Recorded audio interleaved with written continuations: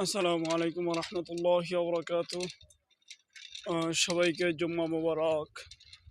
আহ, জুম্মার নামাজে চলে যাচ্ছি। সকলের জন্য দোয়া করে আল্লাহ তাআলা সারা বিশ্বের মুসলিম উম্মাহকে যেন মাফ করে দেন। বিশেষ করে আমাদের যে পার্শ্ববর্তী এলাকা ভারত এবং ফিলিস্তিন, ওই যে রাষ্ট্রের মধ্যে আমাদের মুসলমান ভাই বোনেরা নির্যাতিত হচ্ছে কাফে বেদিনদের দ্বারা।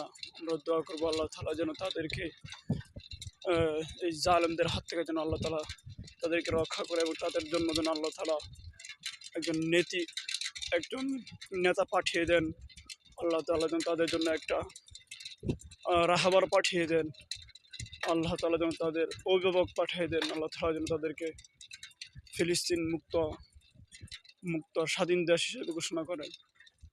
আমরা দোয়া করবো আল্লাহ তাআলার কাছে। সম্মানিত দর্শক মণ্ডলী, ভালো থাকবেন, সুস্থ থাকবেন। দেখা হবে পরবর্তী কোনো ভিডিওর মধ্যে। আপনাদের সকলকে জুম্মা মুবারক।